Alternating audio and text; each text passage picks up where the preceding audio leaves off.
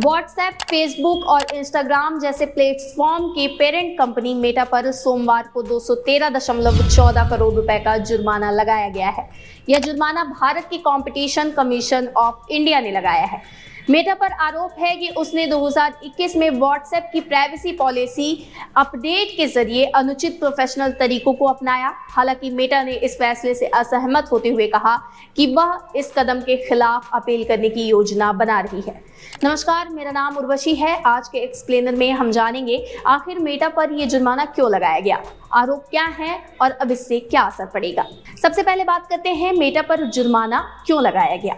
यह पूरा विवाद 2021 में मेटा की ओर से व्हाट्सएप के लिए लागू की गई अपडेटेड प्राइवेसी पॉलिसी को लेकर है। दरअसल जनवरी 2021 में व्हाट्सएप ने अपनी नई प्राइवेसी पॉलिसी के बारे में यूजर्स को सूचित किया था और उन्हें बताया कि एप्लीकेशन का इस्तेमाल जारी रखने के लिए इन नई शर्तों को मानना जरूरी है। इन शर्तों में मेटा की अन्य कंपनियों के साथ डेटा शेयर करना भी शामिल था। दूसरा कोई विकल्प नहीं था, इसलिए यूजर्स को इस अपडेट को स्वीकार करना पड़ा। सीसीआई का कहना है कि इस कदम के कारण मेटा को दूसरों के मुकाबले गैर जरूरी रूप से एक डोमिनेंट पोजीशन हासिल हुई। वहीं अपडेट को लेकर मेटा ने क्या कहा। मेटा ने अपनी सफाई में कहा कि 2021 के अपडेट ने यूजर्स के मैसेज की प्राइवेसी में कोई बदलाव नहीं किया है और उस समय यूजर्स को एक विकल्प दिया गया था। कंपनी ने यह भी बताया कि इस अपडेट के कारण किसी का अकाउंट बंद नहीं हुआ और न ही व्हाट्सएप सेवाओं में कोई समस्या आई। मेटा के अनुसार इस अपडेट के जरिए एक नया बिजनेस फीचर जोड़ा गया था जिससे डेटा स्टोर करने और उसका उपयोग करने में ज्यादा ट्रांसपेरेंसी आ सके। इस अपडेट के बाद व्हाट्सएप यूजर्स और बिजनेस के लिए और भी फायदेमंद हो गया, जिससे भारत में छोटे उद्योगों को भी मदद मिली है।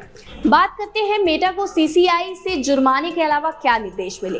रेगुलेटर ने व्हाट्सएप से कहा कि उसके प्लेटफॉर्म पर इकट्ठा किए गए डेटा को वो दूसरी मेटा कंपनियों या मेटा प्रोडक्ट के साथ शेयर ना करे। इस कदम के बाद अगले 5 सालों तक व्हाट्सएप विज्ञापन के मकसद के लिए यूजर डेटा को किसी के साथ साझा करने की स्थिति में नहीं है। जहां तक बात विज्ञापन के अलावा डेटा शेयरिंग की है तो इसे लेकर व्हाट्सएप की अपनी पॉलिसी में डिटेल्ड स्पष्टीकरण देना होगा। इसमें यह साफ होना चाहिए कि डेटा शेयरिंग का मकसद क्या है। इसके अलावा अपडेट के बाद जो हुआ है इसे लेकर जरूरी कदम उठाने चाहिए। रेगुलेटर ने यह भी कहा कि भारत में सभी यूजर्स को ऑप्ट आउट के जरिए डेटा शेयरिंग को बैन करने से जुड़ा ऑप्शन मिलेगा। इसमें वो यूजर्स भी शामिल हैं जिन्होंने 2021 के अपडेट को मंजूर किया था। वहीं भारत में ये मामला कैसे बढ़ा।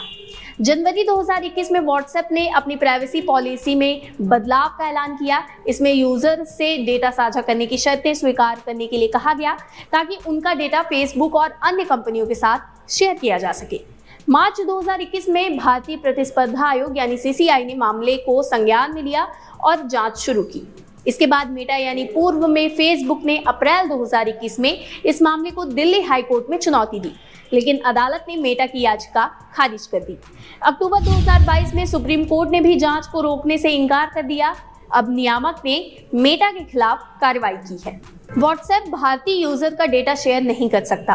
कंपटीशन कमीशन ऑफ इंडिया ने यह भी कहा कि व्हाट्सएप अपने प्लेटफॉर्म पर इकट्ठा किए गए भारतीय यूजर डेटा को विज्ञापन उद्देश्यों के लिए अन्य मेटा कंपनियों के साथ 5 साल तक शेयर नहीं कर सकता। व्हाट्सएप के लिए ये एक बड़ा झटका है। ऐसा हम इसलिए कह रहे हैं क्योंकि सिर्फ व्हाट्सएप पर ही देश में 500 मिलियन से अधिक मंथली एक्टिव यूजर हैं। बात करते हैं कि मेटा पर क्या आरोप लगे हैं।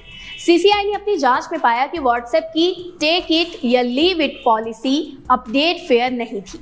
यानी इस पॉलिसी ने सभी व्हाट्सएप यूजर्स को डेटा कलेक्शन शर्तों को स्वीकार करने और बिना किसी ऑप्ट आउट के मेटा ग्रुप के भीतर डेटा शेयर करने के लिए मजबूर किया था। सीसीआई ने अपनी जांच में पाया कि मेटा की ओर से लाई गई यह पॉलिसी जो एक अपडेट के रूप में थी, यूजर्स को लागू करने के लिए मजबूर करता है और उनकी स्वायत्तता को कम करता है। सीसीआई के अनुसार मेटा व्हाट्सएप के माध्यम से धारा 4 का उल्लंघन किया गया है। बता दें, सीसीआई ने मार्च 2021 में व्हाट्सएप की रिवाइज्ड प्राइवेसी पॉलिसी की जांच शुरू की थी, जिसने डेटा कलेक्शन का दायरा बड़ा किया और साथ साथ मेटा और उसके दूसरे प्रोडक्ट के साथ डेटा शेयरिंग को आसान भी बनाया, जबकि 2016 तक यूजर्स के पास यह तय करने का विकल्प था कि उन्हें अपना डेटा किसी कंपनी के साथ शेयर करना है या नहीं।